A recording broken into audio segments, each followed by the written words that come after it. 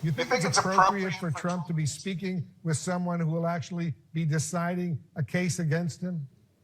I do think it's appropriate. He is the incoming president. He's a former president, and very soon he's going to be the current president. So I think, to me, it's a positive thing that President Trump is meeting with the Senate, that he's meeting with the House, that he's willing to have conversations with the Supreme Court.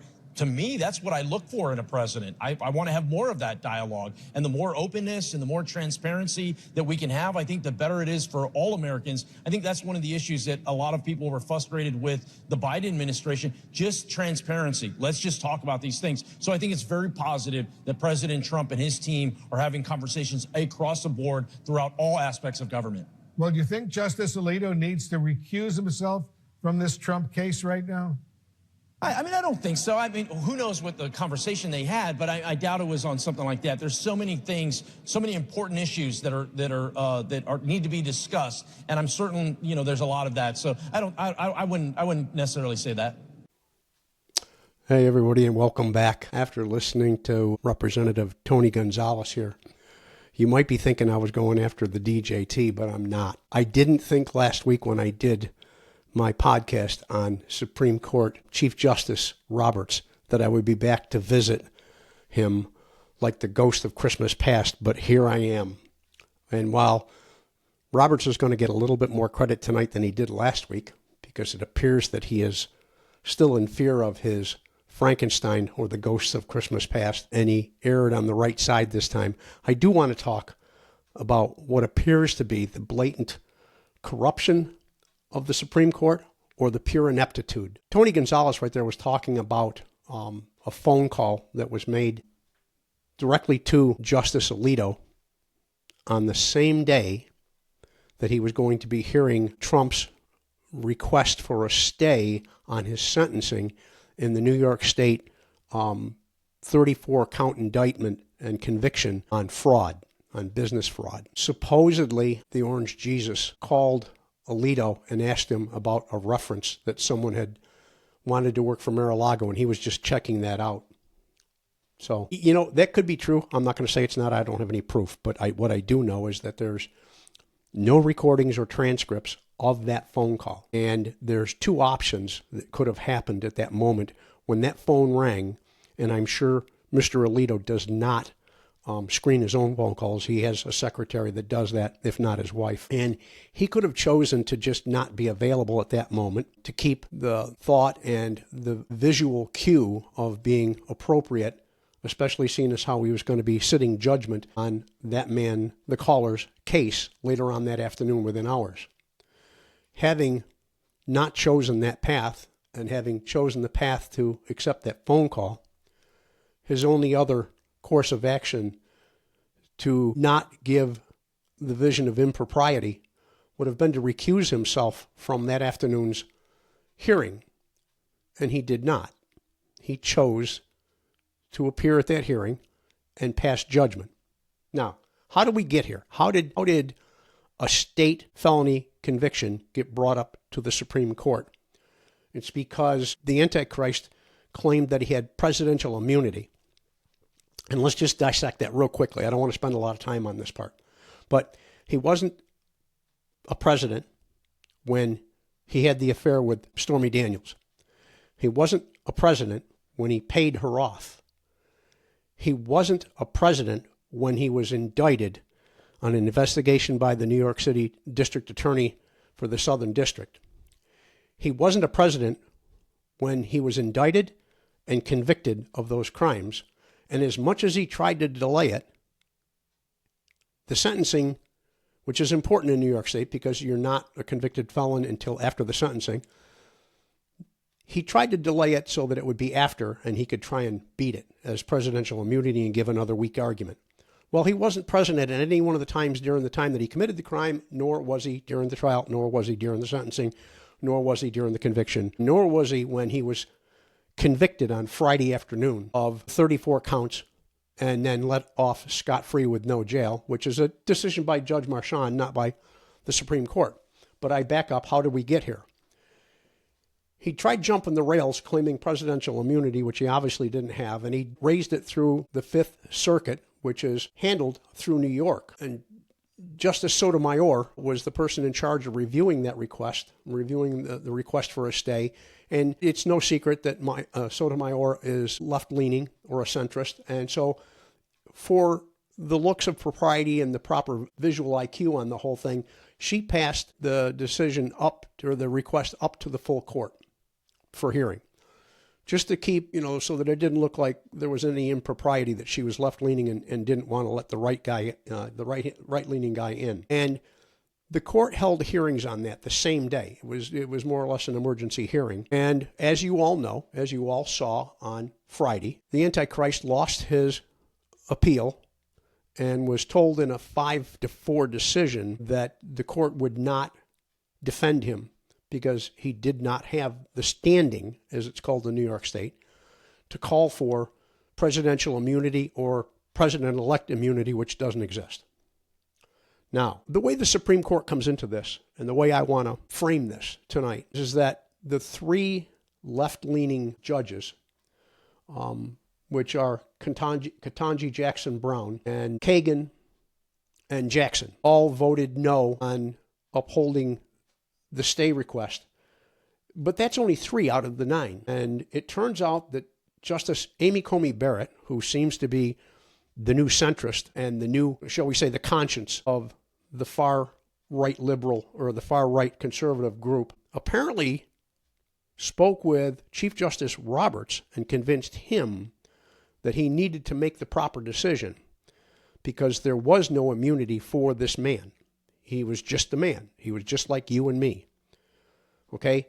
And so, in a 5-4 decision, Chief Justice Roberts, Justice Barrett, Justice Sotomayor, Justice Jackson, and Justice Kagan all declined and sent it back down.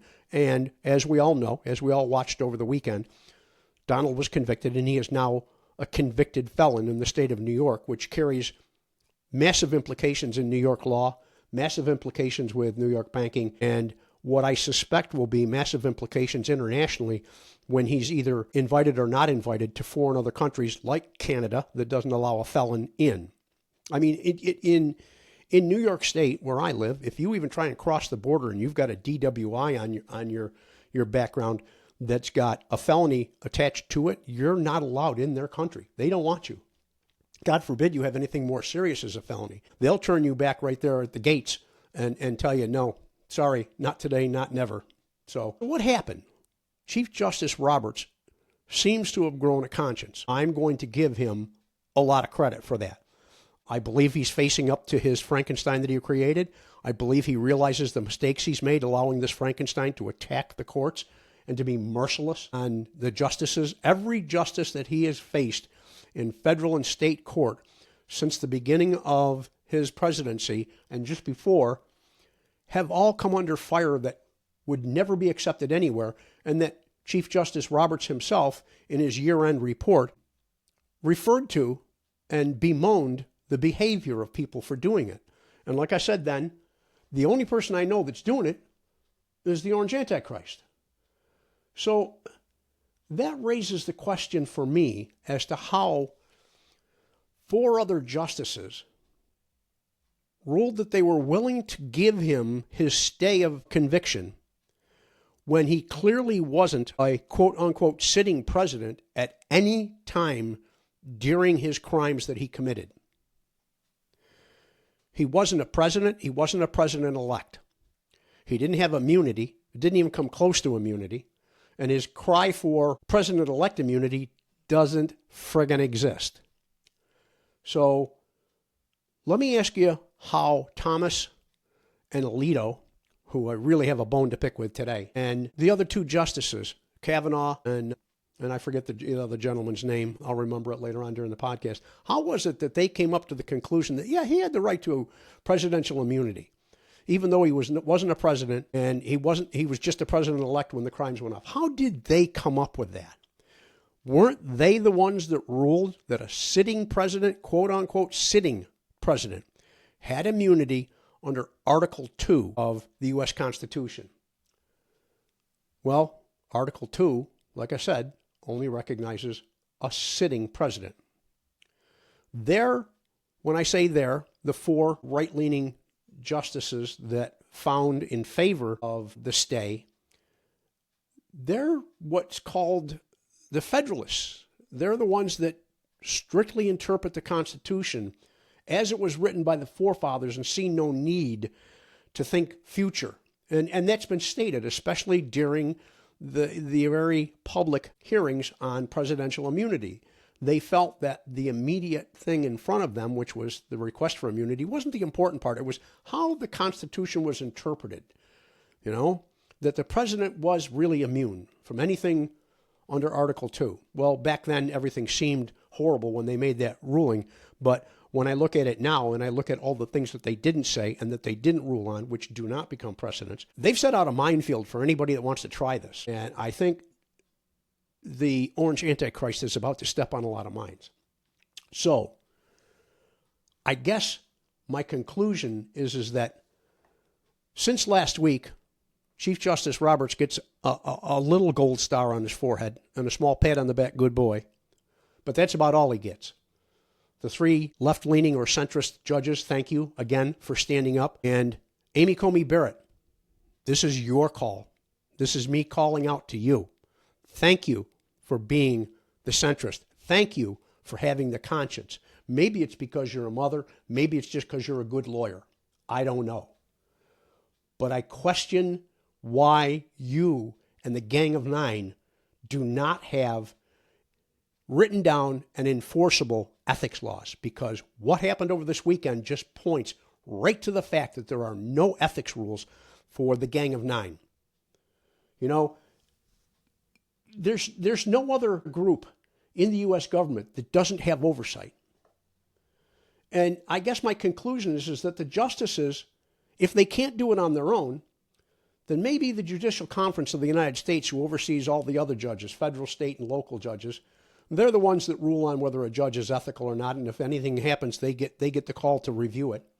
Or maybe a special ethics committee, maybe Congress, but I doubt it. The do nothing 18th doesn't seem to be much better than, or the 19th coming up doesn't seem to be much better than the 18th going out, unless we can get some sort of bipartisan going with Hakeem Jeffries talking to the other side, or maybe an independent oversight body. But either way, we the people need to start holding the Supreme Court justices of the United States to the same rule of law that they want for we the people. Rules for thee, but not for me, they're saying. And I say no. So that ends my rant for tonight, folks. Thank you for listening. Again, thank you for all the comments I'm getting. Thank you for my new subscribers. I really do enjoy answering them. And yes, the people from the right and the left, you may not like my answers, but I give you an answer and I tell you what my grounds are for it. So I will respond to anybody that writes in, anybody that leaves a comment. You can, the subscribe button down below and say something. I'm not afraid to talk to you, and you shouldn't be afraid to talk to me. So again, thank you for being here tonight. Thank you for listening to my rant.